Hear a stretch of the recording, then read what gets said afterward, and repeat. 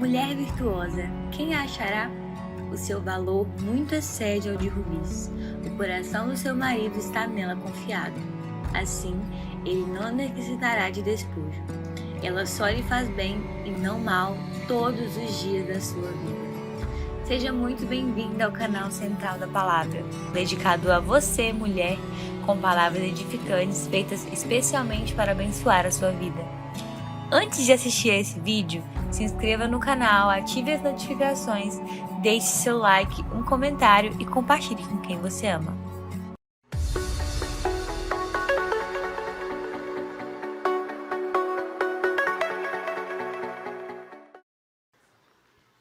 Glória a Deus, a paz do Senhor Jesus, igreja. Amém. Que honra, que alegria, que privilégio podermos estar juntas aqui nessa noite. Na verdade, juntos, né? Graças a Deus, tem muitos homens de Deus espalhados por aí.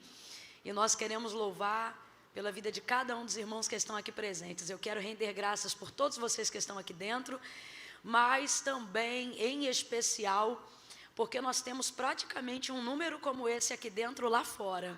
Foi o que eu percebi quando cheguei, a ponto de não conseguir passar aqui pela frente e ter que dar a volta por todo o lado esquerdo da igreja, né? No sentido de quem entra.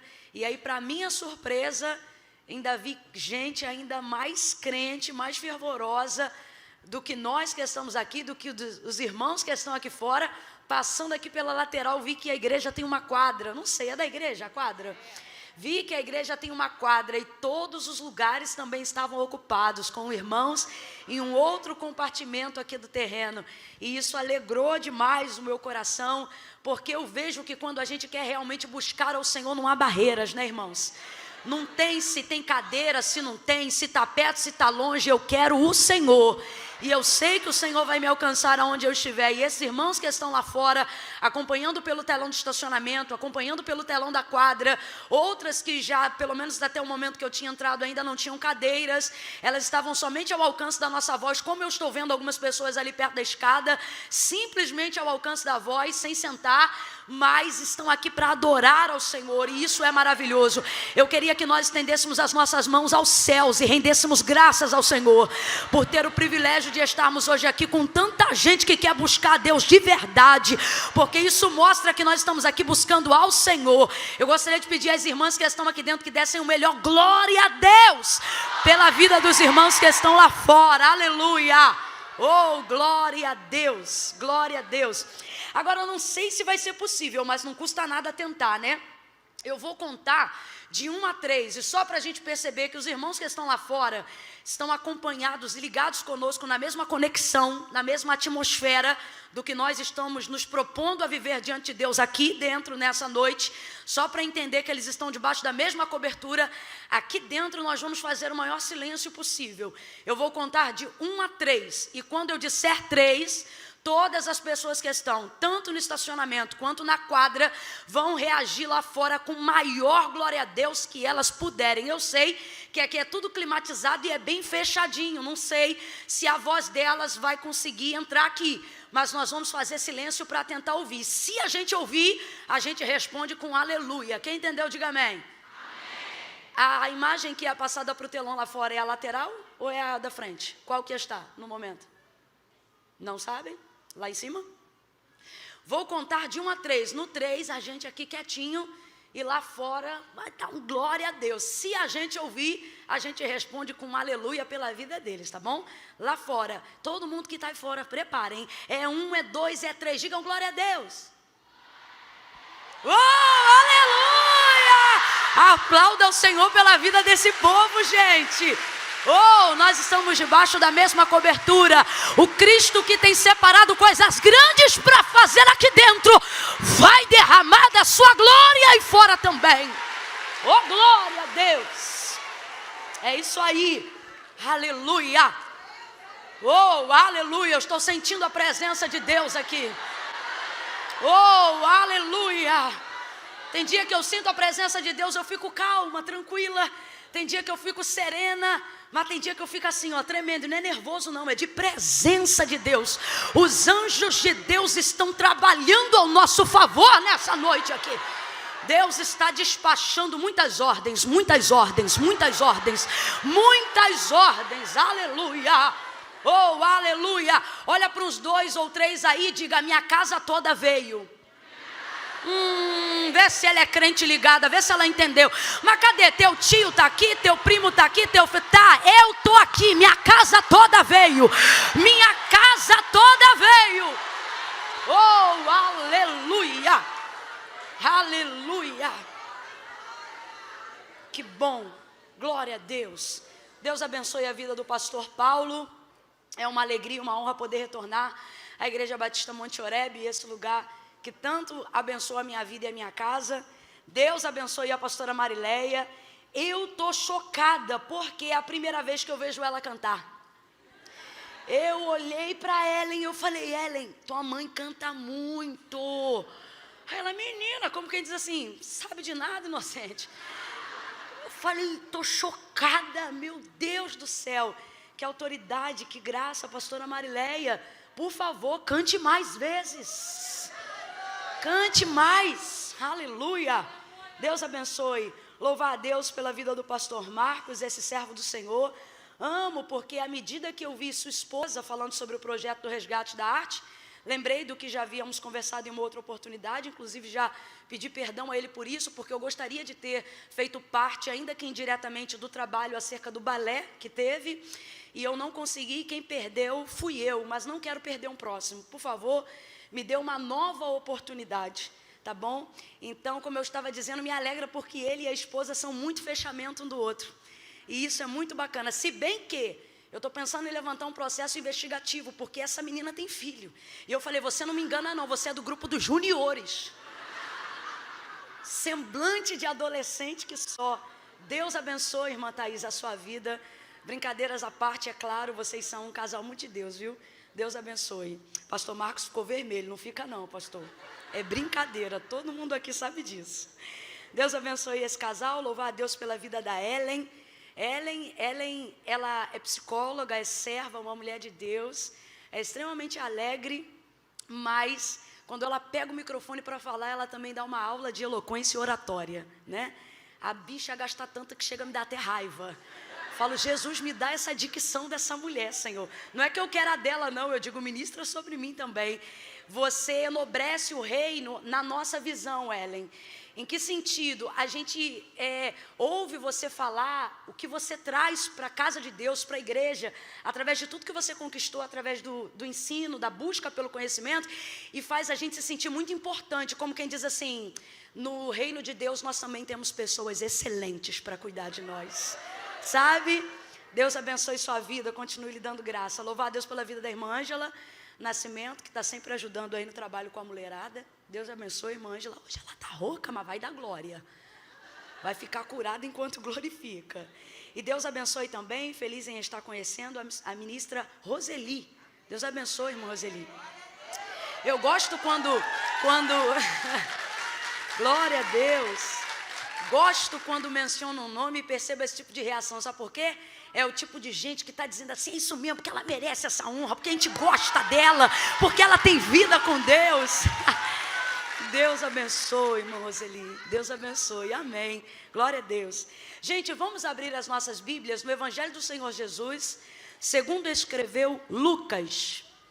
Lucas, capítulo de número 22. Glória a Deus. Lucas capítulo 22, aleluia, oh glória.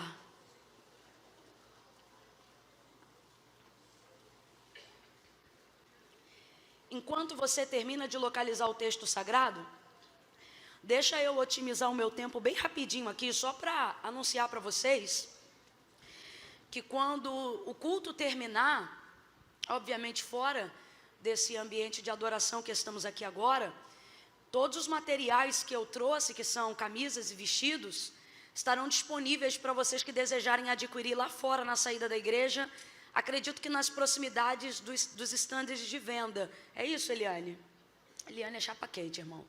Tenho um medo dessa mulher, isso é braba, rapaz. Mas são essas que Deus usa, né?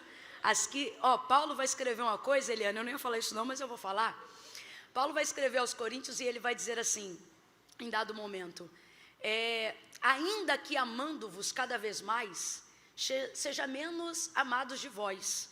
Deus me livre e guarda, não estou dizendo que você não é amada não, tanto que você que é por isso que você tem liberdade de fazer a obra de Deus, como é feita aqui nesse lugar, né? Mas, quando a gente tem um perfil assim, igual de Eliane, de obreira, que tem que cuidar, que tem que podar, que tem que dizer o que pode, o que não pode, o que deve, o que não deve, ou seja, que tem que ficar às vezes, abre aspas, mal diante de quem é bom, é complicado, porque é você entender que o seu amor por Deus e pela obra dele é maior do que a necessidade de ser aprovada pelo coletivo. E eu vejo isso em você e precisamos disso um pouco também nós, viu? Deus abençoe sua vida. Eu sou assim, eu mordo, mas eu assopro. Então, quando fechar aqui esse momento, irmãos, vocês que desejarem adquirir, se bem que eu acredito que hoje é aquela coisa, né? Os últimos serão os primeiros, literalmente.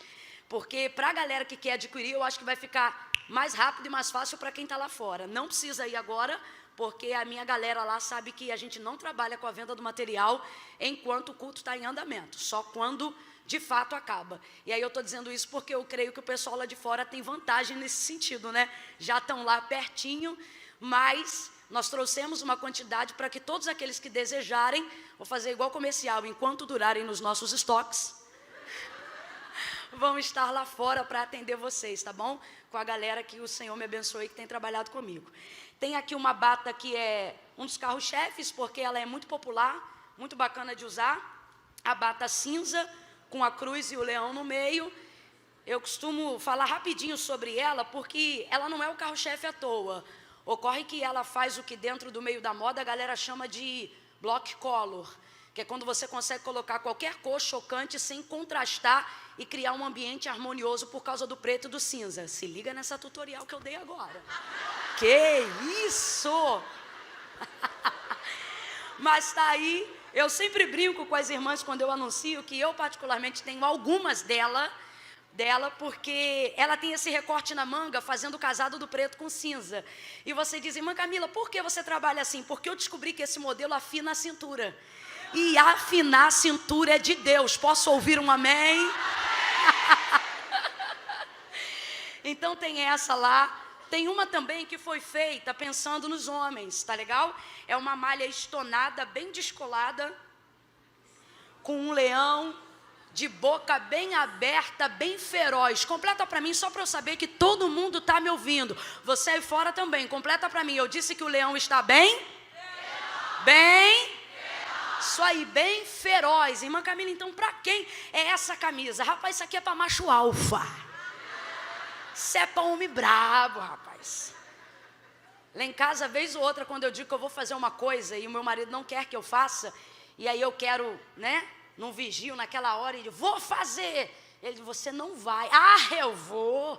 Você não vai. E aí ele vai chegando perto, e ele é perfumado demais. Aí ele vai chegando, você não vai. Eu não sei, eu já não... Ele diz, olha Camila, quem chuta o portão dessa casa sou eu, hein? É o jeito dele dizer, ó, você, quem manda aqui sou eu, você sabe disso, né? E mulher gosta disso, gosta de homem que tem pegada. Gosta de homem que é o macho alfa. É, até mesmo tendo esses embates em casa, no final a gente quer saber que está sendo representado e que tem na nossa casa a cobertura de alguém que é firme. Quem faz tudo para agradar todo mundo a fim de ter amor, além de não conseguir o amor, ainda perde o respeito. O que você está querendo dizer, irmã Camila? Primeiro o respeito e depois o amor vai ser muito bem administrado, né? Então, se você tem um leão lá na tua casa, tu leva, entendeu? Ah, irmã Camila, meu leão está devagarinho. Joga nele, minha filha. Joga esse leão em cima dele que ele vai rugir, a juba dele vai levantar. Eita glória! Olha lá, elas até aplaudem, elas ficam animadas. Tem o mesmo modelo... Tem o mesmo modelo não, tem a mesma estampa no modelo black, toda preta, tá? Aí você diz assim, irmã Camila, mas você trouxe essa camisa para um evento onde sabe que a maioria é mulher? Trouxe porque minha mãe inventou de botar essa camisa. A minha mãe, ela, no dia que eu fui fazer a sessão de fotos para trabalhar com esse material, e deixa eu aproveitar aqui para abrir um parênteses, irmã Camila, por que você trabalha com esse material? Porque Deus me autorizou a trabalhar com ele já há algum tempo, a fim de conseguir contribuir mais ativamente com a obra missionária. Então, quando você adquire qualquer um desses materiais, você está ajudando algumas bases dentro do solo brasileiro que Deus nos direcionou. Sertão da Bahia, norte, nordeste, extremo norte do país e coração do Amazonas.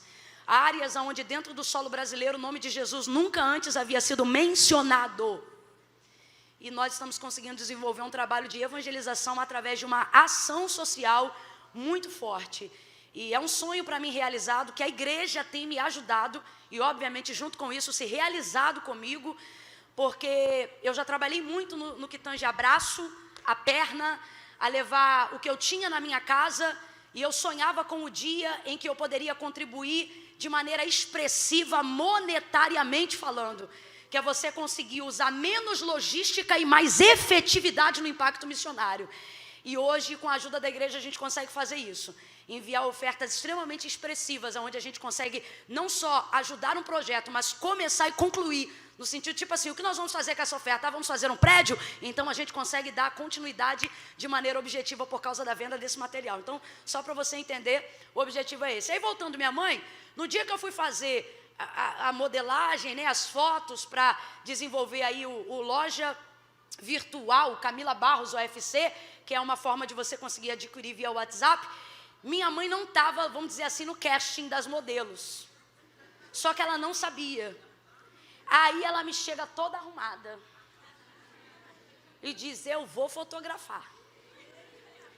Então tá bom, mãe, você fotografa. Aí ela pegou justamente essa camisa, mas a bicha é terrível, rapaz. Ela meteu uma calça pantalona preta, uma jaquetona de couro, jogou essa blusa aqui, que ela é masculina, mas quando você usa ela no feminino, ela deixa a mulher à vontade, porque ela é long line, né? E aí ela colocou por cima e botou lá. E aí agora eu tenho que levar nos eventos mulheres, porque se vocês forem lá na página, vocês vão ver minha mãe vestida e vocês vão dizer, não é que o negócio fica, né?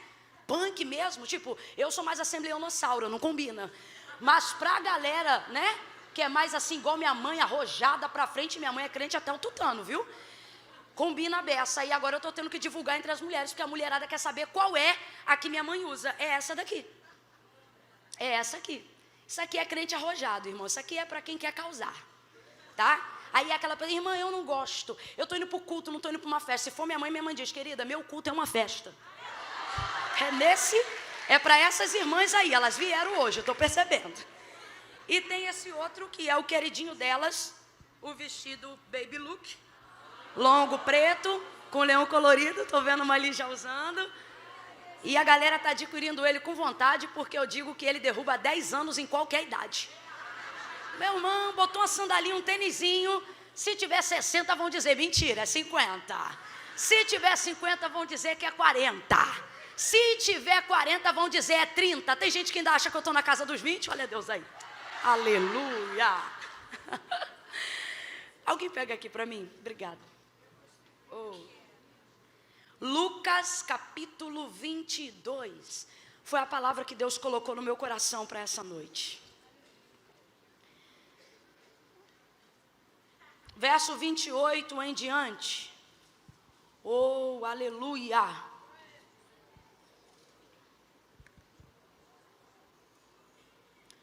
Lucas 22, do verso 28 em diante. Quem achou pode dar um amém. Diz assim o texto: vós sois os que tendes permanecido comigo nas minhas tentações. E assim como meu Pai me confiou um reino, eu o confio a vós, para que comais e bebais a minha mesa no meu reino, e vos assenteis sobre os tronos para julgar as 12 tribos de Israel.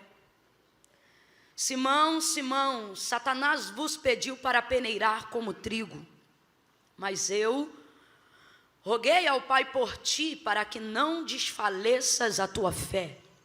Então, quando tu te converteres, fortalece os teus irmãos. E respondeu-lhe Pedro: Senhor, eu estou pronto para ir contigo para a prisão e até a morte. E tornou Jesus a dizer: digo-te, Pedro, que não cantará hoje o galo antes que 3 vezes tu negues que me conhece. Somente até aqui você diz amém por essa palavra. Eu vou contar de 1 a 3, e quando eu disser 3, você vai liberar sobre a vida da pessoa que está ao seu lado uma palavra que determina o rumo profético daquilo que eu acredito que foi o motivo pelo qual Deus nos reuniu aqui nessa noite, depois de adorá-lo. Quando eu disser 3, você vai virar para a pessoa que está ao seu lado e vai liberar uma palavra, irmãos, que determina esse rumo para a vida dela, para a minha vida nessa noite. No 3, você vai dizer assim para ela: amadurece. Calma que eu não contei até 3 ainda. Só no 3, tá bom? Eu conto 1, segure a mão dela ou dele com firmeza. Faça essa pessoa perceber que ela sentou-se ao lado de alguém que veio aqui com propósito. Não faça disso um momento esquisito, não faça disso um momento estranho, não segura meio requenguela, e se for para fazer aquela carinha do emoji que vai virando o olhinho porque não gosta de falar para o irmão que está do seu lado, não faça, porque a palavra de Deus diz que o que não é por fé é pecado.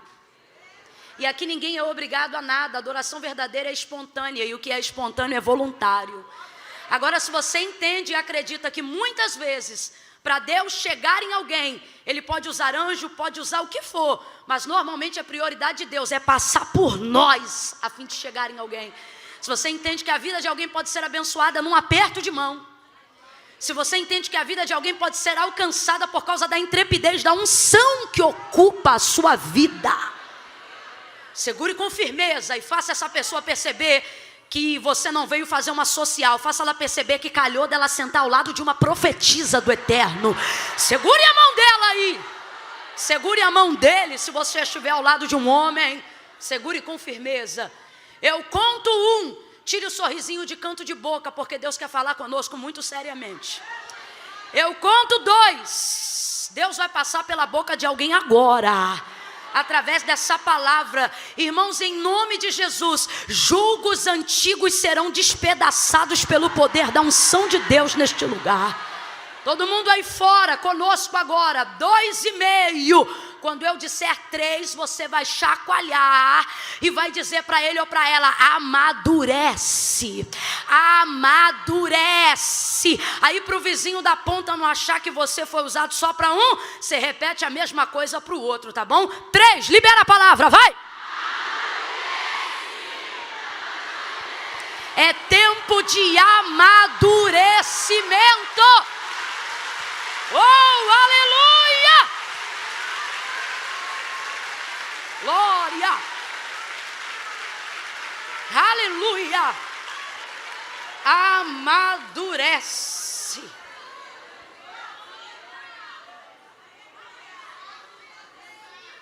Aleluia! É basicamente isso que o Senhor Jesus está dizendo para Pedro. É basicamente isso. Basicamente isso. Deixa eu só contextualizar você. Em que momento Jesus está dedicando tal palavra a Pedro? Jesus está vivendo uma oportunidade única e última. Na verdade, está proporcionando uma oportunidade única e última aqui na terra para os seus discípulos, porque eles estão vivendo o que nós chamamos da celebração da última ceia, do seu último momento de confraternização e de intimidade só com os seus discípulos. Numa casa agora separada somente para eles, num ambiente confortável e de intimidade, Jesus vai cear com os seus discípulos. Vai passar alguns comandos, algumas orientações, conselhos e orientações finais. Eu gostaria que você se reportasse comigo a esse momento agora. Imagine uma casa acolhedora de teto baixo, uma mesa onde cabem todos juntos de uma só vez, os 12 mais o mestre, mais o Senhor, todos eles reunidos ao redor dessa mesa. Neste mesmo dia, rompendo apenas algumas poucas horas, Jesus está prestes a ser entregue à guarda romana. É nesse mesmo contexto, um pouquinho apenas depois, que Judas vai, através de um beijo, entregá-lo. Depois desse momento, quando Jesus se retira para orar com os seus discípulos no Getsemane, quando o próprio Jesus vai se distanciar dele cerca de um tiro de pedra e vai falar particularmente com o seu pai. Você sabe que esse momento é o maior momento de agonia e de angústia da vida de Cristo aqui na terra. Não há absolutamente nenhum outro momento da sua vida ministerial, quer seja nos seus 3 anos e meio de execução ministerial, ou ao longo de toda a sua vida até os seus 33 anos, não há absolutamente nenhum outro momento que se compare a tanta angústia, a não ser o próprio momento do Calvário. Mas a angústia pior é essa do momento do Getsemane. É quando o texto vai nos revelar um fenômeno em que o suor de Jesus vai ser vertido em gotas de sangue, tamanha a sua angústia. É interessante porque, na verdade, ao longo dos 33 anos e meio de vida de Jesus, ele sabe que veio amando de seu Pai em meio aos homens, abdicou do trono de sua glória, absteve-se de todo o seu poderio a fim de cumprir toda a justiça divina e também toda a justiça terrena, a fim de cumprir um único propósito. Qual? Ser entregue por amor de todos nós, ser entregue para que a cédula do pecado que havia contra nós, que fosse rasgada, ser entregue para nos religar de volta a Deus. Durante toda a sua vida ele soube disso. Vários momentos em que Jesus está prestes a realizar algum milagre, ou depois de já ter realizado um milagre, ele normalmente diz: não conteis a ninguém que eu fiz isso. Ou ele diz: ainda não é chegada a minha hora, quando na verdade operou o milagre que Maria, sua mãe, estava acabando de pedir acerca do primeiro milagre que foi realizado nas bodas de Caná.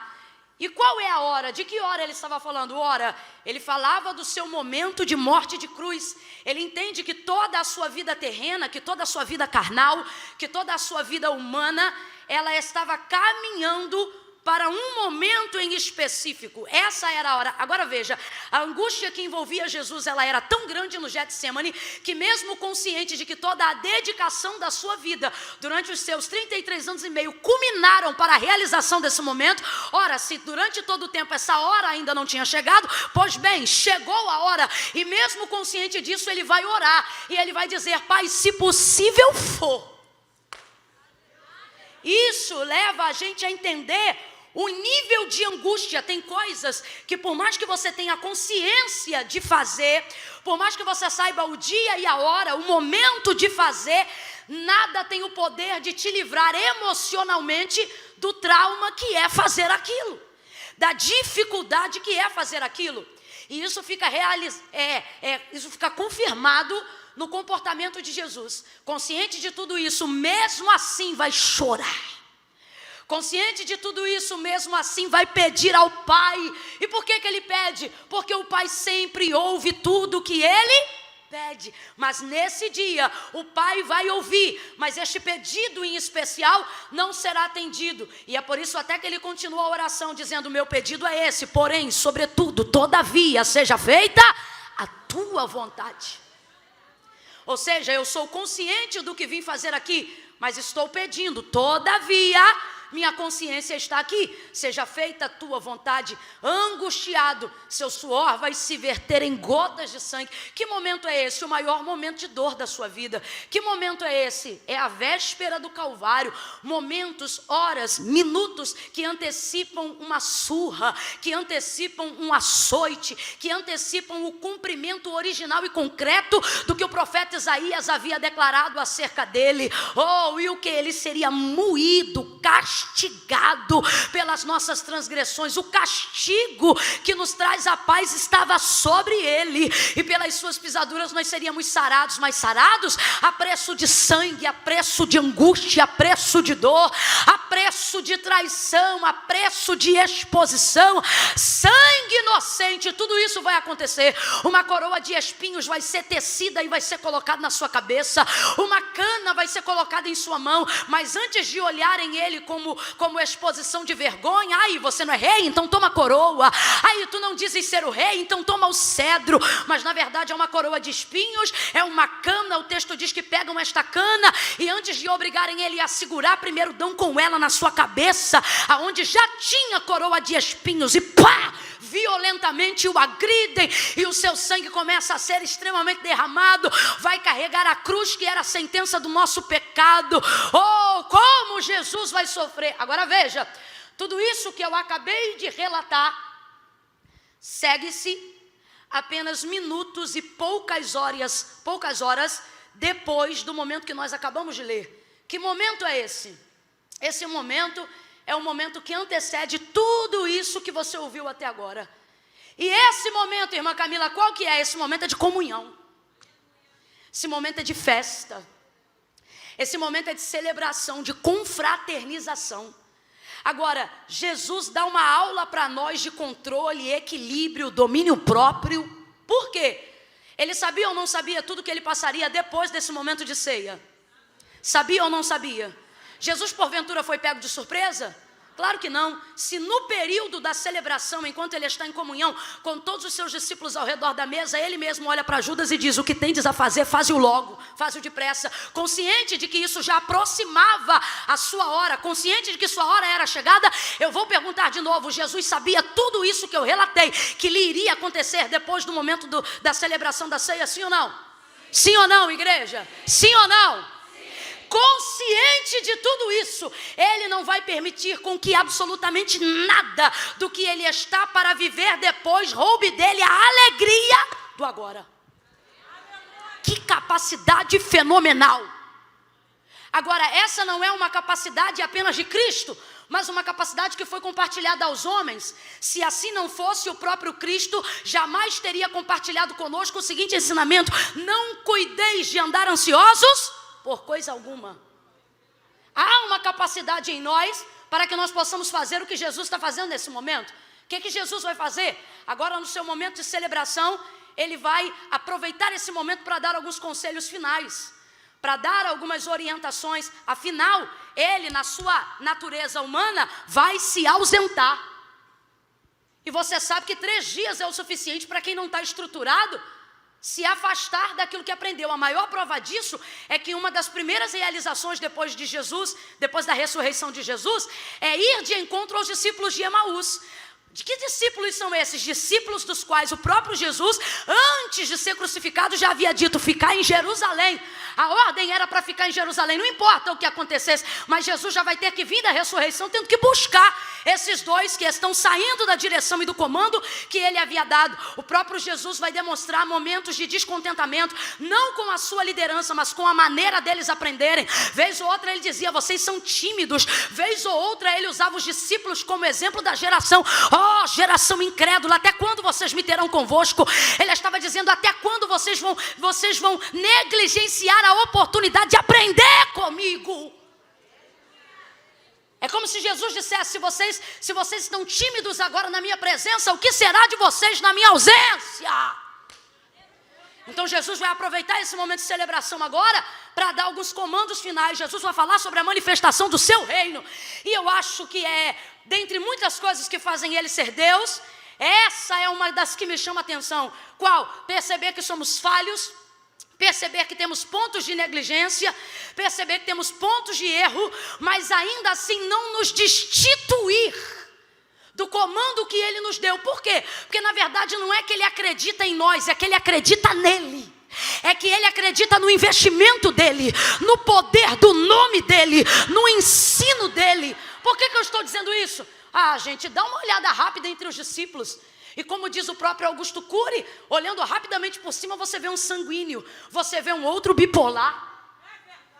E Jesus está entre todos eles, sabendo que um deles é o traidor e ainda assim consegue chamá-lo de amigo.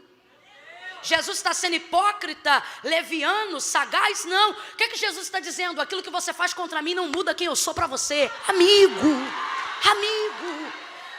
Uma das coisas que fazem de fato Deus ser Deus na sua divindade é a consciência que ele tem, se assim eu posso dizer, de que ele sabe que faz por nós coisas que Ele sabe que nós não somos capazes de fazer por Ele, e mesmo assim continua fazendo, continua livrando, continua guardando, continua curando, porque a sua ira dura só um momento, mas a sua misericórdia se estende de geração em geração. Participando desse momento agora com seus discípulos e dando esse comando, Jesus vai dizer: olha, como meu Pai me confiou um reino, eu confio esse reino a vós. Jesus não permite com que aquele momento seja destruído no coletivo por causa do que ele vai passar no individual. Jesus está dizendo a alguém hoje aqui: até quando você vai destruir o coletivo por causa de problemas individuais?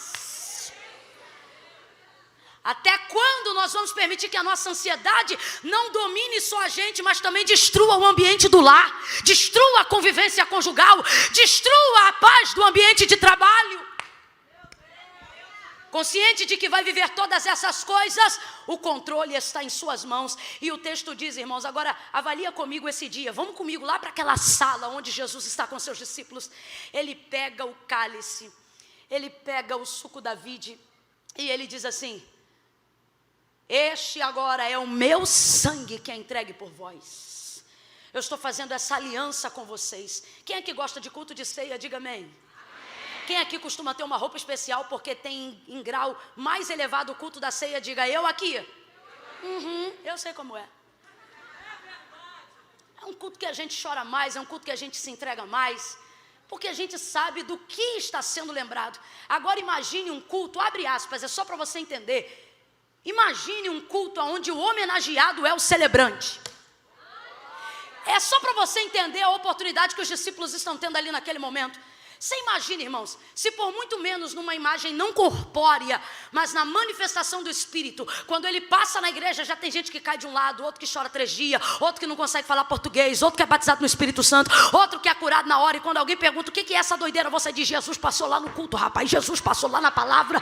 Oh meu Deus, eu recebi uma coisa de Deus. Agora você imagina o lugar em que o próprio Jesus, sendo o Senhor, é também o dirigente do trabalho. É mais ou menos isso, é mais ou menos isso. Aí ele mesmo pega, ele diz: olha, está aqui, esse é o meu sangue que é entregue por vós. Aí ele parte o pão, e eu não sei, mas me parece que esse partir do pão é de um jeito que só quem for para as bodas do Cordeiro vai ver de novo. Porque os discípulos do caminho de Emaús andam com o Cristo ressurreto, andam com ele, falam com ele, ouvem ele, olham para ele e não identificam que é ele. Mas quando entra na casa, o texto diz que ao partir do pão, um catuca o outro e diz: é ele. Que partir do pão é esse? Aí ele parte o pão e ele diz: olha, este é o meu corpo que é partido por vós. Ele diz: olha, eu vou fazer uma aliança com vocês. Enquanto todos nós não estivermos juntos para beber disso aqui, no meu reino eu não tocarei mais no suco da vide. Meu irmão, se tiver uma adega no céu, ela está guardada desde o dia que Jesus subiu, para poder dizer: eu só vou tomar de novo quando vocês se assentarem à minha mesa comigo no meu reino. Fez com eles uma aliança extraordinária. Quem está conseguindo se transportar para esse momento, diga glória a Deus. Quem está conseguindo se imaginar ao redor da mesa, imaginando o próprio Jesus servindo e conversando e sorrindo e amando e perdoando e instruindo, essa oportunidade eu vou viver ela. Eu vou viver ela assim como Ele é, nós seremos, e como Ele é, nós o veremos. As bodas se aproximam. Agora os discípulos tiveram a oportunidade de viver uma prévia disso. Aí olha, gente, que coisa extraordinária. Prestes a viver tudo isso depois, o texto diz que, tendo ceado, cantou um hino. Que será que Jesus cantou? Agora você imagina, se a pastora Marilé cantando, a gente já se arrepia. Eu fiquei chocada. Não. Aí fiz assim para ela. Quando vem alguém cheio de Deus e ministra, a gente diz: meu Deus. Você imagina Jesus terminando a ceia e puxando uma canção. E tendo dado graças, terminou ali e cantou um hino. Olha para alguém aí e diga: cante. Como assim, irmã Camila? Ora, gente, aqui. vai ser cuspido, vai ser vituperado, vai ser exposto, vai ser moído, vai ser crucificado, vai receber canada na cabeça, vai receber coroa de espinhos, vai carregar a cruz, vai ser entregue por Judas, vai colocar a orelha de Malco no lugar, vai ser negado por Pedro. Tantas coisas acontecerão depois deste momento, mas veja, nada do que Jesus vai viver depois rouba dele a alegria de entender o que ele está vivendo agora. Irmã Camila, o que você está dizendo? Tem alguém aqui dentro dizendo: oh, que noite abençoada, como é bom ser ministrado por hinos, mas amanhã meu dia começa, amanhã eu tenho um julgamento, amanhã eu tenho uma providência na justiça, amanhã eu tenho que pagar uma dívida, amanhã eu tenho que ir na casa lotérica, amanhã eu tenho que negociar uma situação, amanhã eu tenho que assinar uma carta de divórcio, eu sei lá, tantas coisas para resolver depois, e você não consegue. Você está se dividindo entre o culto e o que você vai fazer amanhã, entre o que você está vivendo aqui agora e o que você vai ver amanhã, e no final você não vive nada. Por quê? Porque o amanhã não tem o poder de mudar o seu hoje, e o seu hoje tem poder até de definir o amanhã. Mas quando? Hoje? Não, só amanhã. Irmã Camila, o que você está dizendo? Estou dizendo que se eu ficar pensando no amanhã, eu não resolvo nada. Mas se eu viver hoje, eu chego amanhã preparada, eu chego amanhã fortalecida para receber o que eu tiver que receber, perder o que eu tiver que perder, assinar o que eu tiver que assinar. Quem é Jesus? Jesus é alguém que tem um controle incrível. Ele não permite com que aquilo que vai viver amanhã roube dele o agora. Jesus está dizendo a alguém aqui: cante nessa noite, celebre nesta noite, adore nesta noite. O que você vai fazer amanhã já está entregue na mão de Deus. Então celebre a comunhão hoje, adore hoje, dê lugar a Deus hoje, fale com Ele hoje, dê o melhor glória a Deus que você puder hoje, o melhor aleluia hoje é hoje. Aí Jesus canta e vai dar instrução para eles: olha, como meu Pai me confiou um reino, eu confio esse reino a vós. Dentre essas Jesus vai dar outras instruções. Só que olha que coisa louca que vai acontecer nesse contexto. Quando Jesus termina de fazer isso e canta um hino, gente, eu já ia estar arrebatada. Termina, olha o que o texto diz: e levantou-se entre eles forte discussão. Como é que alguém discute depois de uma ceia dessa? Sabe por que está dizendo levantou-se entre eles forte discussão? A coisa ficou tão feia que houve gritos. Quando alguém tem necessidade de exaltar a voz para poder falar mais alto do que o outro. Agora tu vê, depois de beber do cálice, depois de comer do pão, o pau quebrou. Tem gente que está em casa e quando termina o culto, dependendo de como você chega em casa, tem o mesmo espanto que eu nesse texto. A vontade de perguntar é assim: está vindo da onde?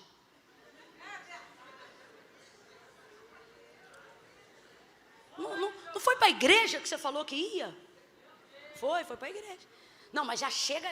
Aí o culto foi uma benção, mas quando você vê a louça na pia, você é miserável, vocês não lavam um copo. Eu não posso beber uma água, porque vocês só sabem beber. Encher a garrafa, ninguém enche, seu desgraçado. E lá, e o pau começa a quebrar.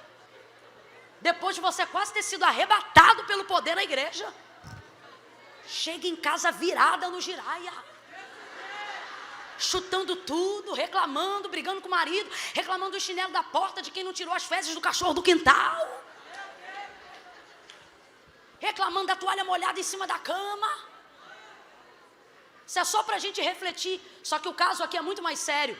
O conteúdo da forte discussão entre eles era que eles começaram a pensar quem seria o maior entre eles. E por que essa discussão começou entre eles? Porque não é coincidência. Jesus começa a falar da sua ausência. Eu vou para o meu Pai, fiquem direitinhos, faça tudo que eu mandei. Jesus está falando que vai se entregar, que logo ele não estará mais entre eles. Ou seja, quando eles percebem a manifestação da ausência de Cristo, logo eles pensam quem é que vai ficar no lugar de líder.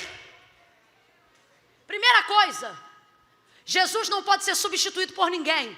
Segunda coisa, quando uma cadeira ficar vaga, antes de ocupá-la, primeiro chore a ausência de quem não está mais lá. De vez em estarem chorando pela ausência de Cristo, estão pensando quem é que vai ocupar o seu lugar. Pois eu lhe digo, quem não chora a ausência de quem perdeu, não é digno de ocupar o lugar de quem estava antes. Começam a brigar. para saber quem é o maior, para saber quem tem mais condições potenciais de estar entre eles. Aí Jesus chega para acabar com a discussão. Acabou de cear. Jesus chega para acabar com a discussão. Quando eu estive entre vós, sou eu o maior no meio de vós, sim ou não? Estou parafraseando. Sim, o Senhor é o maior. Pois então, agora, estando entre vós, eu poderia ser servido, sim ou não? Sim, o Senhor devia ser servido. Pois é, mas estando entre vós, eu não fui servido, eu vos servi. Sim ou não? Sim, acabamos de viver o episódio da toalha, do lava-pés, o ritual. Então pronto, estando entre vós, podendo ser servido, eu usei o meu tempo para vos servir. Então aprendam como meu reino funciona. Quem quiser ser o maior, aprenda a servir o menor. Quem quiser ser o maior, aprenda a trabalhar. Ao invés de vocês discutirem para ocupar um cargo, comecem a se perguntar como vocês podem ser úteis na obra de Deus. É muita gente orando, querendo ser importante. E Jesus está dizendo, eu não estou procurando quem quer ser importante. Eu estou procurando quem deseja ser útil. Quem deseja ser útil. Pega na mão de alguém, estou sentindo graça de Deus para liberar isso aqui. Segura com firmeza aí na galeria também, gente. Pega na mão de alguém aí agora e diga, muitos querem ser importantes. Diga, Deus quer que você seja útil. Sacode ela, seja útil. Seja útil. Seja útil. Misture essas palmas com glória a Deus e aleluia. Aí na quadra reage também. Aí no estacionamento reage também. Seja útil. Estou parafraseando o que Jesus, dentre tantas coisas, está querendo dizer com eles, para acabar com aquela discussão. Acabou com a discussão. Aqui. Acabou com a discussão na hora. Aí ele vira-se e diz assim, mesmo depois de tudo isso, como meu pai me confiou um reino, eu confio a vós. Isso aqui para mim é uma manifestação de misericórdia incalculável. Isso aqui para mim é o que Paulo falou, quem nos separará do amor de Deus? É incalculável, não dá para medir a largura, a profundidade. Por quê? O pau está quebrando, ele nem se ausentou, porque querem saber quem vai ser o maior. E consciente de que tipo de pessoas ele está confiando no reino do Pai, mesmo assim ele diz, eu confio a vocês. Você já viu quando nem você acredita em uma coisa a seu respeito, mas tem tanta gente acreditando que você diz, meu Deus, eu tenho que dar um jeito. Deus também trabalha um pouquinho assim. Você já, aqui, trocando para miúdos, você já viu quando você está já no limite e quer quebrar o pau? De repente passa alguém perto de você e diz assim, irmã, a irmã me inspira tanto.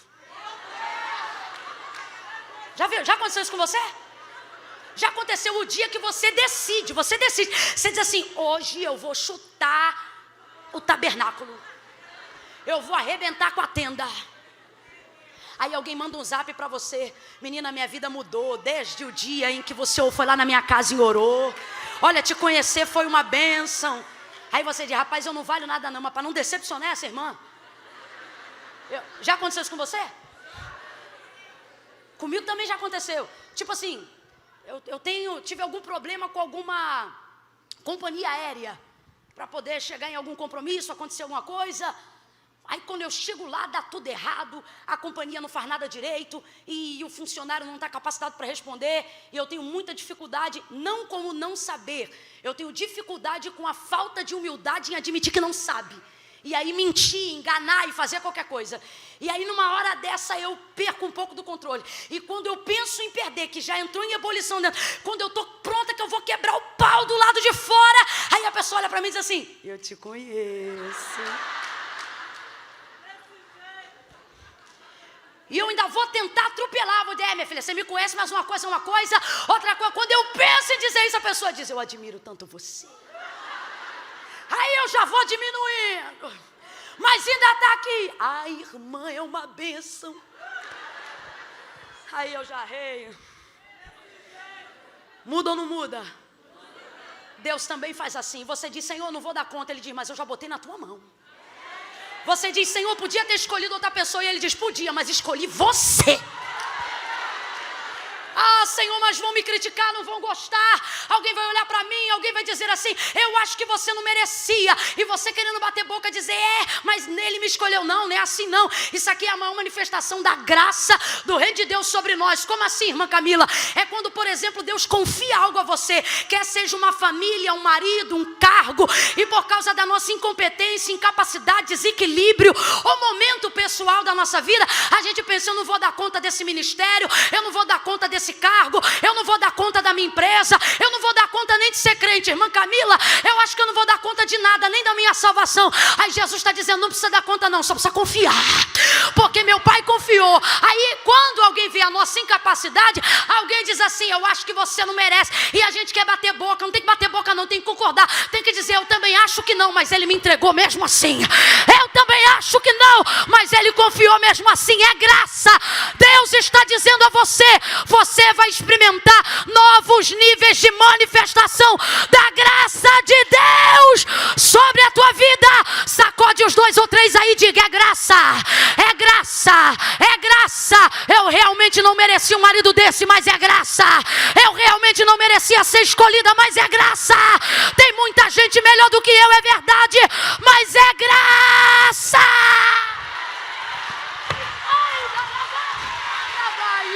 Graça.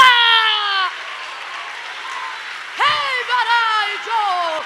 Elebra xande rebacandaraia. O que faz um Pedro que nega Jesus no momento mais importante da vida de Jesus, ser o primeiro apóstolo, ser o primeiro doutrinador da igreja? Graça! Vamos abolir hoje os julgamentos que temos ao nosso próprio respeito sobre os nossos méritos, porque são eles que estão destruindo a nossa capacidade de desfrutar tudo aquilo que o céu quer nos ensinar, quer nos confiar. Mesmo depois de um episódio ridículo desse, quando eu digo ridículo, é porque imagine, irmãos, o Filho do Deus vivo na celebração do ato mais solene da igreja até o dia de hoje, e o desfecho disso ser uma discussão. Jesus acaba com aquilo, promove a manifestação de sua graça e diz, olha, mesmo assim, é basicamente isso, como meu pai me confiou um reino, eu confio a vós, eu o confio. Teu marido pode não acreditar em você, teu pai pode não acreditar em você, teu filho pode não acreditar em você. Hoje Jesus te trouxe aqui para dizer, eu confiei algo a você, e eu estou confiando este algo a você. Não transfira a sua responsabilidade de ser mãe, eu confiei isso a você. Não transfira a sua capacidade de liderar, eu não estou nem aí se você vai ser a melhor líder do Brasil. Eu confiei a você a capacidade de liderar esse departamento, de liderar essa empresa. Como meu pai me confiou um reino, eu confio a vós.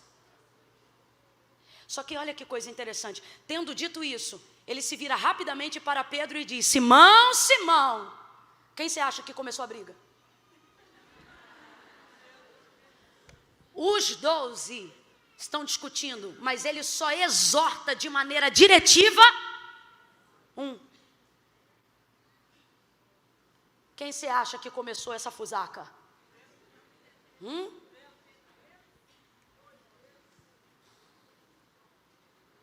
Quem começa a briga? O fleumático? Não, o fleumático rumina. Ele segura, ele leva isso até o final do ano.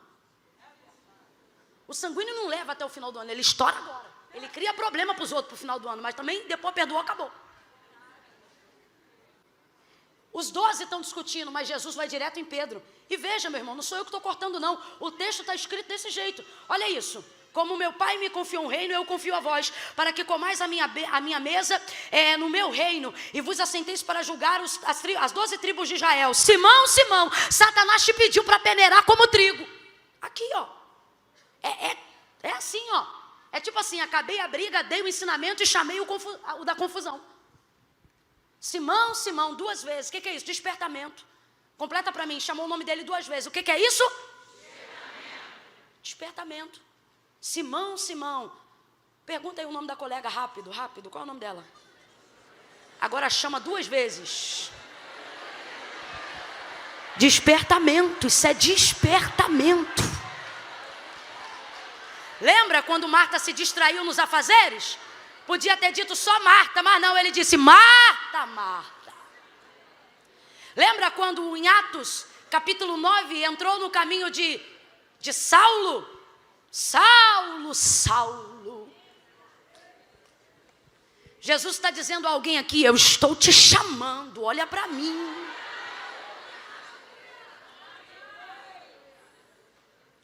Simão, Simão. Irmão, a confusão pode estar solta. E você pensa, Jesus visita todo mundo. Não, Jesus não visita todo mundo. Jesus visita quem influencia, quem começa. Arão e Miriam, os dois falaram de Moisés, mas só um viveu a sentença, Miriam. Você pode dizer que é por causa do peitoral de juízo, porque ele era sacerdote, Deus não luta contra Deus. Mas como mulher eu posso te dizer que eu acredito que quem levantou a questão, segundo o texto, foi Miriam. Irmã Camila, o que você está dizendo? Não é o mais importante, mas vale aqui um parênteses. Você está preocupado com o que vai na boca de todo mundo. E o Senhor está dizendo, não precisa procurar ninguém. Eu vou no foco. Eu vou aonde começou. Falou isso e disse, Simão, Simão, Satanás te pediu para se andar como trigo. Mas eu roguei ao Pai por ti, para que não desfaleças a tua fé. Então, quando tu te converteres, fortalece os seus irmãos. Pedro não aguentou. Por que não aguentou? Porque acabou de cear. E olha o que Jesus está dizendo para ele. Satanás te pediu. Até aqui tudo bem. Mas eu roguei ao Pai por ti. Melhor ainda, Jesus me conhece e me livrou, porque é meu amigo, porque é meu Senhor. Até aqui ótimo, a minha vaidade não foi afetada, o meu ego não foi atropelado. Opa, estou bem na fita. Eu roguei ao Pai por ti para que não desfaleças a tua fé. Então, e é aqui que tudo muda. Quando tu te converteres. Oi? Vou falar rasgado, que é para todo mundo entender. Tomou ceia, mas tu não está convertido.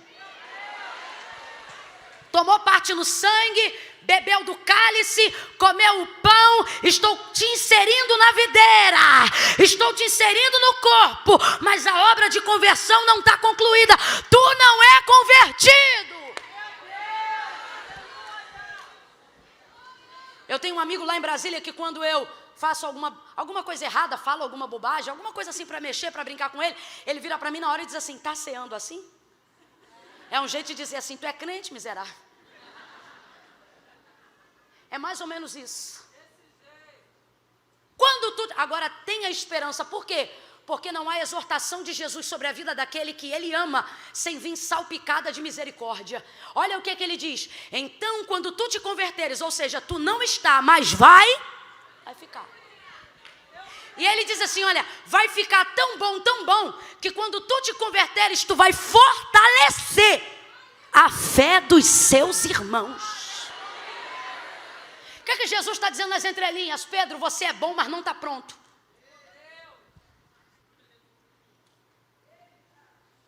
Você é bom, mas não está pronto. Toda vez que eu falo isso, me lembro de um diácono que queria ser diácono. E ele incomodava o pastor final de ano, que era quando a gente tinha a ordenação ministerial, para então, no próximo ano, consagração ministerial. E ali separavam os jovens que seriam diáconos, os presbíteros, os pastores, como funciona dentro do sistema da Assembleia de Deus. Ocorre então que esse cidadão conta a história que ele procurava o pastor, ele dizia, chegando próximo, pastor, me consagra, eu quero ser diácono, eu estou pronto, eu faço tudo aqui dentro da igreja, eu estou na escala de obreiros, eu ajudo todo mundo, eu fico em pé, eu entro na escala de portaria, eu estou pronto, e o pastor dizendo, meu filho, você é bom, mas não está pronto. Ah não, pastor, me consagra esse ano, eu estou pronto, meu filho, você ainda não está pronto. Mas por que eu não estou pronto? Pastor, eu estou pronto, me consagra. O pastor pegou o copo de água que estava no bebedouro e jogou em cima dele. Ele só não manifestou porque demônio não tinha, mas raiva teve de sobra. O senhor é um miserável, o senhor está maluco? Foi a reação instintiva dele. Aí o pastor disse, está vendo como é que você não está pronto? Acabou com a conversa ali na hora. Entenda, parece radical, mas faz sentido. Pedro, quando tu te converteres, tu fortalece os seus irmãos. Só que isso foi falado na frente de todo mundo. Olha o que Jesus está dizendo. Pedro, você não está pronto. Satanás te pediu para peneirar como trigo. Complete aí para mim, por favor, gente. O trigo, depois de maduro, vai para a peneira, sim ou não? Sim ou não? Alguém aqui, na farinha, na saca que tem em casa, adquire quando compra o trigo ainda dentro da espiga? Não, ele é peneirado, ele é triturado, ele é moído, ele passa pelo processo natural de quem já amadureceu. Então, complete para mim com inteligência: trigo, depois de maduro, vai para a peneira, sim ou não? Vai para a peneira, sim ou não? É sim ou não? Vai para a peneira, sim ou não? Então, se o próprio Satanás reconhece que ele quer ser peneirado e o próprio Jesus admite: Pedro, você é trigo, eu te respondo: vai para a peneira, sim ou não? Mas ele está em processo. O que significa? Você é trigo, mas ainda não está maduro, pronto. Então eu roguei ao Pai por ti. Por quê? Porque eu não quero perder o investimento que eu fiz até em você. Que investimento? Ora, você não é joio, você é, mas não está maduro. Então eu estou aqui, Pedro, para te dizer que você é bom, para te dizer que você vai se converter, para te dizer que você vai liderar a igreja, para te dizer que você vai ser o maior apacentador que a igreja primitiva já viu, para te dizer que você vai buscar tanto que você não vai se achar digno de morrer morte de cruz como eu e vai pedir para virar a cruz de cabeça para baixo. Eu estou aqui para dizer que vai ter tanta carga de poder na tua vida que você não vai inventar que a sombra cura. É a manifestação da minha presença que vai curar as pessoas que estiverem debaixo da tua sombra. Eu estou aqui para dizer que você vai ser perito em quesitos doutrinários. Eu estou aqui para te dizer que você vai lançar fundamentos da eclésia. Mas por hora, Pedro, aguenta a pressão, você não está pronto, meu camarada. Ele de vez ouve isso e fica, ó. Por quê? Quietinho. Porque Jesus não acha, Jesus sabe. Você tem que parar de se comportar nas suas orações, falando com Deus, e principalmente ouvindo Deus falar com você, como se Deus ou Jesus estivesse emitindo uma opinião a seu respeito. Ele não opina, ele não acha, ele sabe. Deus sabe a seu respeito coisas que você só vai descobrir de si mesmo daqui a 10 anos. Ele sabe. Se Deus chegar para você hoje e dizer assim: minha filha, você está soberba, não é opinião, é constatação, desce imediatamente. Ao ouvir isso, quando tu te converteres, entendendo o contexto, qual é a dele? Fica quietinho. Tu não está pronto, mas vai ficar, mas não está. Olha como ele responde: Senhor, estou pronto.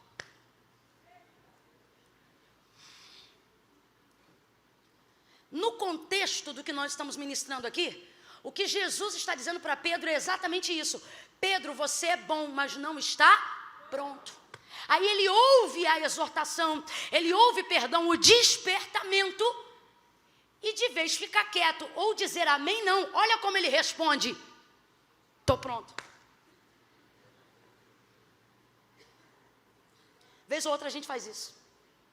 Quem fulano pensa que é para falar comigo desse jeito? Jesus acabou de dizer: Pedro, você é bom, mas até o que é bom, se for usado antes do tempo, estraga o que deveria ser tão bom. Quem já comeu manga de um bom pé? Um pé que você diz assim: ó, eu tive minha infância lá no cantão da estrada de Madureira, num lugarzinho chamado Marapicu, depois de Cabo Sul. Tinha várias mangueiras na rua da minha avó, tem até hoje. Mas tinha uma que ficava na casa da Tuca. A manga que dava na casa da Tuca não dava no quintal de ninguém. Era da Tuca. Qual o problema? O problema é que a Tuca bebia muito. Quando a Tuca estava bem, ela deixava a gente pegar. Se a Tuca tivesse azedada, ninguém vai pegar minha manga. E naquela época não tinha muro, era tudo cerca. O que eu já fiquei de arranhadão aqui, ó, para poder, ó, pegar manga na casa da Tuca sem ela ver. Porque eu não sei explicar. Obviamente porque a semente era muito boa da manga que foi plantada lá. Eita manga boa. Ela era gente muito boa. Não sei como está hoje, espero que já salva. Porque já abençoou muito a gente lá. Não só com manga, mas com muitas outras coisas. Era uma pessoa muito divertida. A filha dela também de igual forma.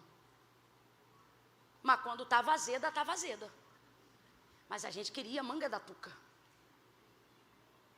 Vamos supor, entendendo você que o pé é bom, a manga é boa.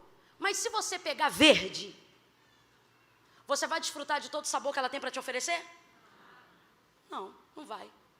É exatamente isso aqui. O que você está dizendo? Crescimento não determina amadurecimento. Vamos falar a verdade aqui? Vem comigo a galera de 15 a 30 anos de idade. Fala para mim hoje, você que tem 30, dos 18 para cá, você aprendeu muita coisa, sim ou não? Fala a verdade. Entre te oferecer hoje dinheiro, casarão, status profissional e se eu pudesse te oferecer assim hoje, ó, eu vou te fazer voltar à idade de 18 com a cabeça que você tem agora. Ah, o que você escolhia? Voltar no tempo, sim ou não? Sim ou não? Mas peraí, com 18 você já é considerada como adulta. Com 30 você também já é considerada como adulta. O que você está dizendo? Você é adulta, mas sente que ainda não estava madura. Imagina se a gente volta com... Eu não sei porquê, mas eu estou frisando 18, porque principalmente entre nós mulheres, a gente acha que quando vai fazer 18 vai ficar rica, vai casar, vai sair de casa, vai morar sozinha, vai ter carro. Com 18 está tudo pronto. A gente cria essa ilusão na adolescência. Quando eu fizer 18 anos, eu vou embora daqui, a gente grita. Vocês vão ver. Com 18 anos a gente se vê de carro, a gente se vê com... Meu Deus do céu, a gente não sabe de nada. Ai, Jesus de Nazaré. Imagina a gente com aquela desilusão amorosa com 18, mas com a cabeça de 30. Ele ia atropelar a gente?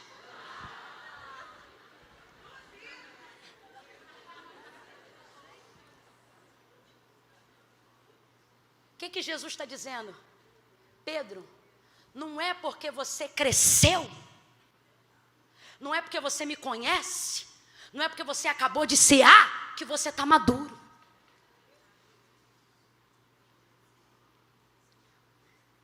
Você pode ser adulto e ainda não ser maduro. O que eu vou falar pode parecer ofensivo, eu sei que não é, mas já estou pedindo perdão antes para que não se torne. Tem gente de cabecinha branca, que a gente olha e se pergunta, será que ao longo de toda uma vida não deu para amadurecer?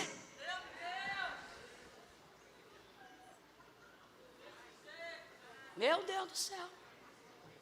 Por quê? Porque crescer não é sinônimo de amadurecer. Jesus está usando o exemplo do trigo para poder dizer, Pedro, você pode ser trigo, você pode ser bom, mas você não está maduro. Quando você vai para Mateus 13, Jesus fala sobre o que está acontecendo aqui através de uma parábola. Aí ele diz assim, porque no reino dos céus será semelhante ao Senhor que deu a semente para os seus servos. Escute isso com atenção redobrada, por favor, que daqui eu já vou finalizando. Eles foram para o campo e semearam a boa semente. Jesus conta na parábola que a boa semente chama-se trigo. Qual é o nome da boa semente? O trigo representa a vida humana no reino de Deus. O trigo representa a nossa vida. Não apenas em Mateus 13, mas por diversas outras vezes relatadas no Novo Testamento, através de contextos da agricultura que Jesus conta. Por exemplo, houve uma ocasião que Jesus passou por uma seara e ele disse assim, vocês dizem que faltam 3 meses para a colheita, mas eu vos digo, olhai para o campo e vede como já está tudo branco, pronto para a ceifa.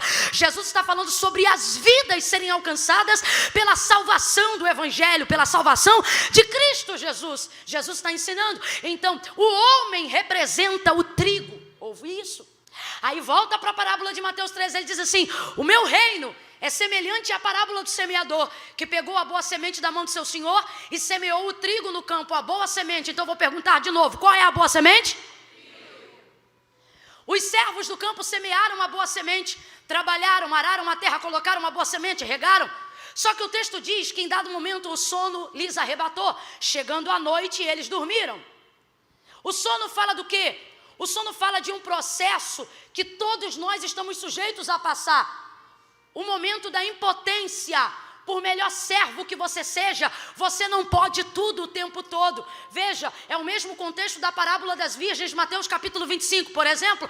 O texto fala de 10 virgens, 5 loucas e 5 prudentes. Só que na hora que deu meia-noite, o texto diz que quem dormiu? As loucas ou as prudentes?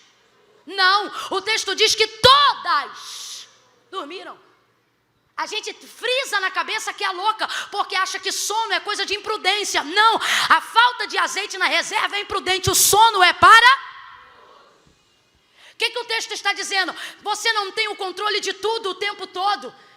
Você pode educar seu filho na casa de Deus e em algum momento isso sair da sua mão e você dizer, Senhor, como é que é isso? E carregar essa culpa. E Deus está dizendo, você não tem o controle de tudo o tempo todo. Você não tem o controle dele o tempo todo na escola. Você não tem o controle dele o tempo todo. O sono fala sobre não ter o controle de tudo. O que é mais arrebatador, o sono ou a fome? O sono. A fome parece mais agressiva, mas não causa tanto estrago quanto o sono. Você sabia que em 90% de índice de acidentes que não foram causados por alcoolismo foram causados pelo fator? Você sabia que a maioria das pessoas que vivem um acidente por causa de sono normalmente estão a menos de 1 quilômetro de sua casa? Aí por que o estudo aponta isso? Porque as pessoas vão dirigindo e vão pensando, já estou perto, eu vou chegar. Daqui a pouco eu chego, e daqui a pouco não chega, nem hoje, nem amanhã, nem depois. No sertão, quando a criança tem muita fome e a mãe já não tem nada para dar de comer, nem um biscoito de barro, como se funciona no Haiti, normalmente a mãe tenta dizer assim, filho, dorme que passa. E às vezes passa mesmo para sempre, porque entra em estado de hipotermia na hora do sono e dorme para não acordar nunca mais. É uma morte indolor, porém muito triste, chama-se morte por fome. Então a fome é agressiva, mas você sabe quem é devastador? Sono. Ele é incontrolável, chega uma hora que ele te arrebata. Isso fala sobre a nossa incapacidade diante de algumas coisas, como a parábola das virgens. Não foram só as loucas que dormiram, as prudentes também.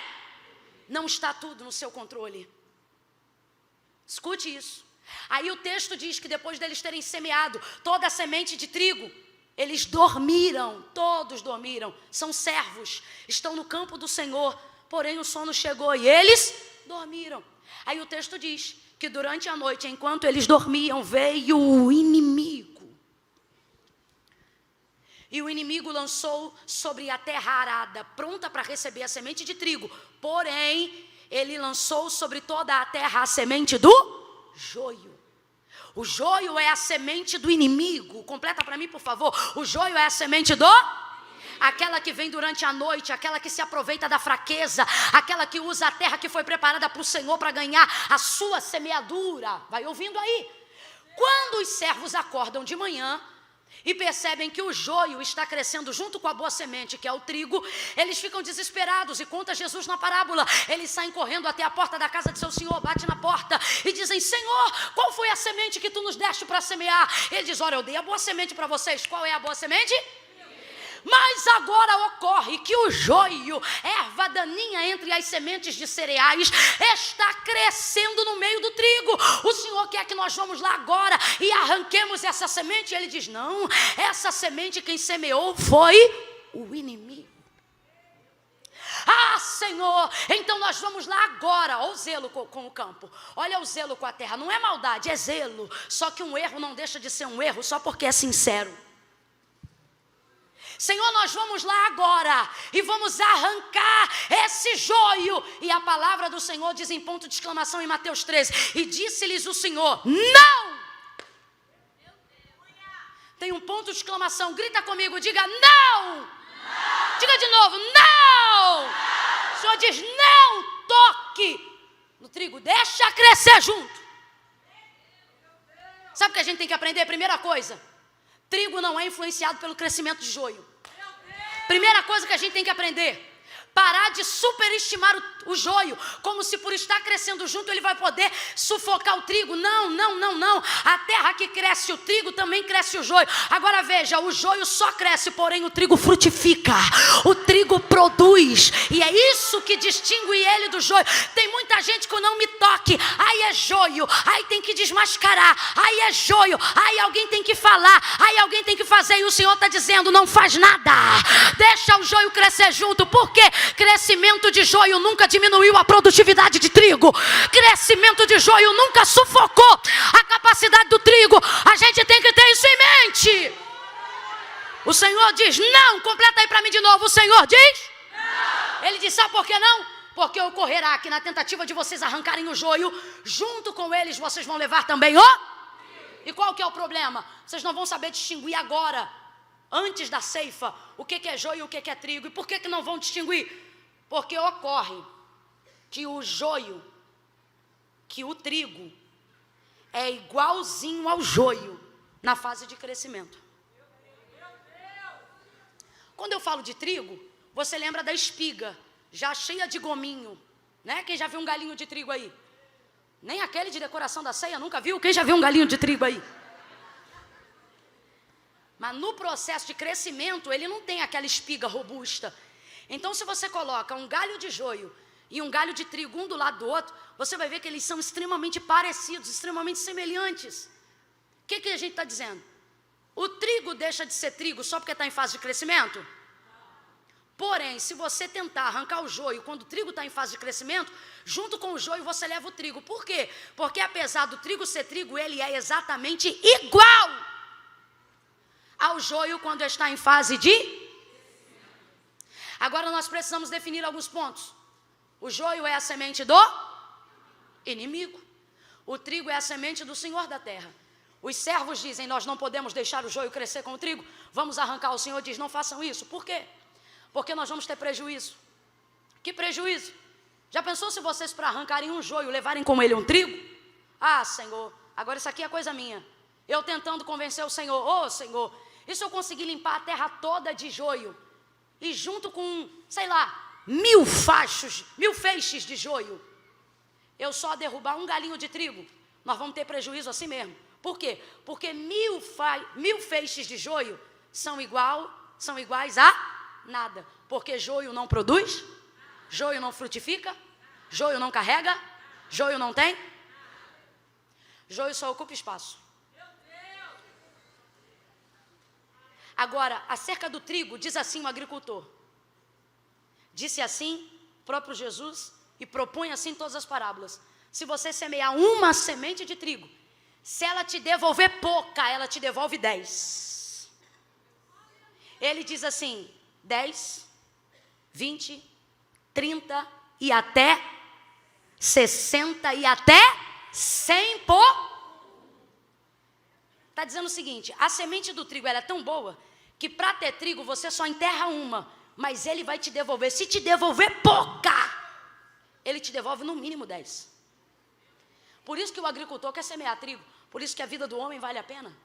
Agora, não importa o quanto o joio cresça, ele não produz, ele não gera espiga, ele não tem conteúdo. Você nunca parou para pensar por que o trigo é plantado de manhã na parábola, o joio é plantado à noite, mas o texto diz que os dois crescem? Como é que pode se o trigo foi plantado primeiro? Ora, é porque crescer vazio é mais rápido.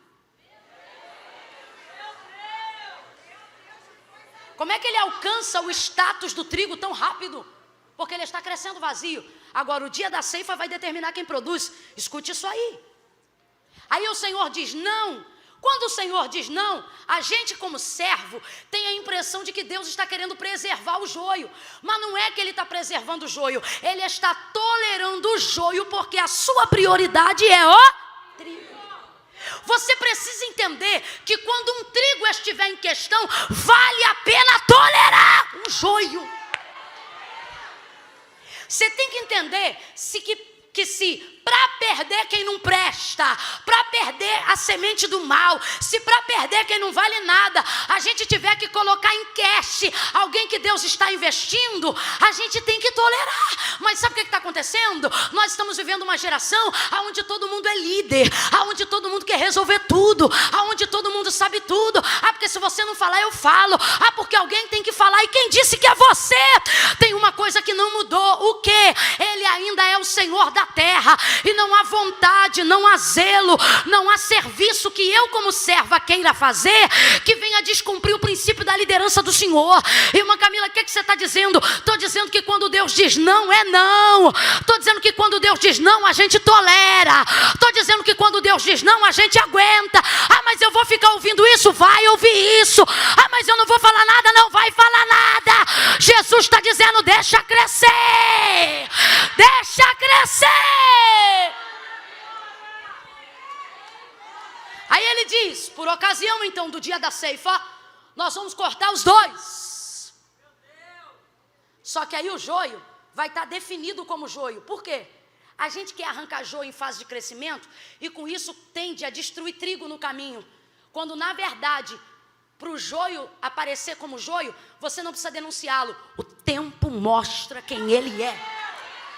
Segunda coisa que você precisa aprender como serva de Jesus Cristo. Qual? Se eu sou serva de Jesus, se eu trabalho no reino de Deus, se eu sirvo a Deus, eu trabalho para Deus. Amém? Amém? Então o meu compromisso é com a boa semente. Qual é a boa semente? Quem planta o trigo é o servo. Quem deu a semente para o servo? O Senhor. Quem deu a semente para o servo? Então eu trabalho para o? Quem paga meu salário é o meu tempo é do? Desde quando então agora o inimigo planta e eu vou colher o que ele plantou? Eu não trabalho para ele, eu trabalho para o Senhor. Irmã Camila, o que você está dizendo? Tem gente aí que o tempo que deveria estar usando para a obra de Deus está deixando de ser usado para fazer colheita de Satanás. Só que Deus te trouxe aqui para te dizer: quem te sustenta sou eu, quem te paga sou eu, quem te promove sou eu. Irmã Camila, você não está protegendo muito o trigo, não? Pensei nisso.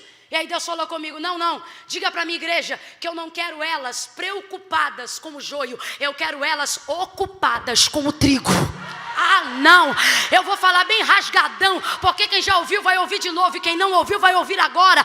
Você está aqui pensando: por que fulano não veio no encontro? Aí o encontro mal acaba, você vai para o celular: deixa eu ver onde ela estava, deixa eu ver o que está fazendo, deixa eu ver com quem estava. Tu sabe se fulana beijou ciclano, se ciclano é marido de Beltrana? Você está sabendo disso? Está sabendo daquilo? Você ficou sabendo do motim e a rebelião? Aí eu estou criando um dossiê. Porque fulana falou isso e fulana falou aquilo, ela disse que não é. Vai ter pega para capar. E o nosso tempo sendo dedicado na madrugada para saber quem entrou aonde fulano falou com o quê, e se tirou foto. Aí eu printei, manda para mim, manda inbox. Aí porque eu vou mostrar isso, eu vou fazer aquilo. E o Senhor está dizendo: tá aí, usando o tempo de vida que eu te dei, o salário que eu te dou, o fôlego que eu te dou, para cuidar da vida do joio. Sabe o que você podia estar fazendo? Usando esse tempo para visitar órfão, viúva, usando esse tempo para levar assistência social. O que é isso, irmã Camila? Pega na mão de alguém aí com força, vai. Pega na mão, diga isso, aí é com você. Olha para ela e diz assim: Deus, tá fraco, eu quero ouvir lá fora também. Diga: Deus não quer você preocupada com a vida do joio. Diga: Deus quer você ocupada com o trigo. Vai visitar o trigo, vai orar pelo trigo, vai ajudar o trigo, porque quem dá fruto no reino de Deus é o trigo.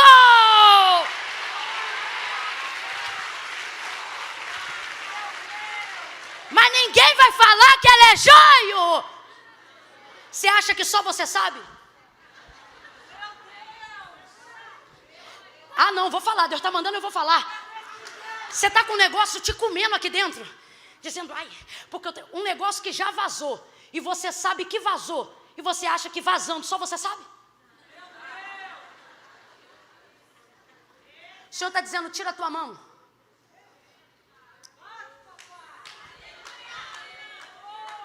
Tira a tua mão. Isso não é problema. Mas Camila, eu sou profeta. Ótimo, ótimo. O primeiro mando de um profeta é saber que ele só reproduz o que Deus manda. Ou você acha que ser profeta de Deus te deu autonomia para sair por aí falando o que você quer, o que você viu? Deixa eu falar um negócio para você que é de revelação. Você sabia que nem tudo que Deus te mostra é para você contar? Tem coisa que Ele te mostra só para poder demonstrar intimidade, oração, intercessão, confiança.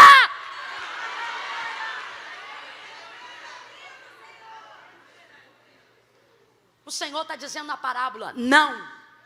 O que Ele está ensinando? Para de usar o tempo que eu te dei para cuidar das minhas coisas, para cuidar das coisas que Satanás está plantando. Vocês não trabalham para eles. Desculpa, mas eu vou falar rasgado. É como se Deus estivesse dizendo: você não trabalha para eles, vocês trabalham para mim. Mas vocês estão pegando o tempo que eu dei para vocês para poder cuidar da vida do joio. Mas sabe qual é o problema? O joio não dá nada hoje, não dá nada amanhã, e continuará a não dando nada depois, porque ele é joio. Agora, o trigo que hoje dá trabalho, amanhã dará resultado. O trigo que hoje parece com joio, vai mostrar com o tempo que não é joio, que ele é. Isso. Volta para Lucas 22 e eu fecho aqui. Porque vocês falam demais. Meu Deus do céu. Pastora pediu tanto, 9h30, vocês não calam a boca.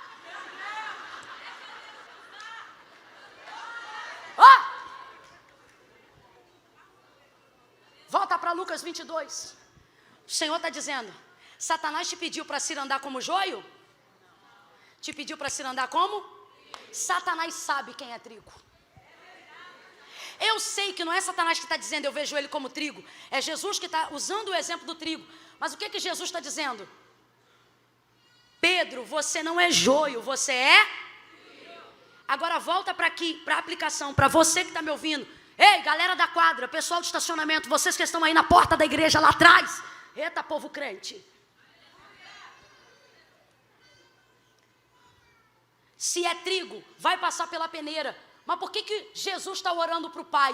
Dizendo: Pai, não passa ele agora não.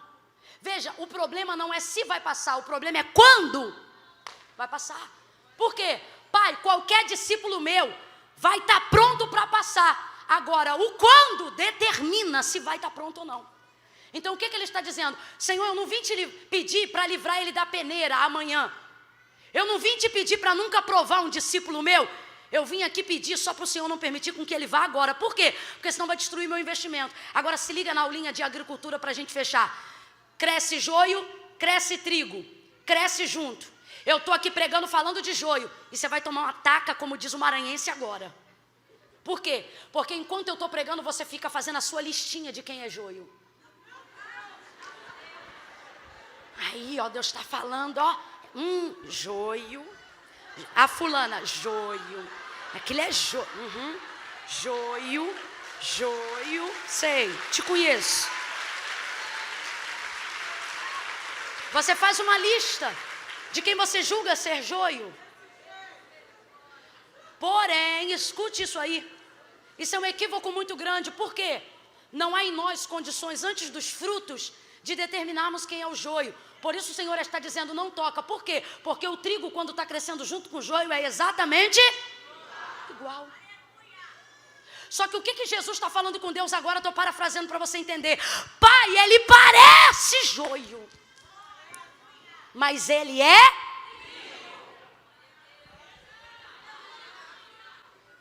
Tem gente, enquanto eu estou pregando, enquanto você faz a lista do joio, você diz assim: joio, joio, joio. E Deus te trouxe hoje aqui para dizer na tua lista: trigo novo, trigo novo, trigo novo, trigo novo, trigo novo. Ai, esse marido bebe muito, só pode ser joio. O Senhor está dizendo: trigo novo.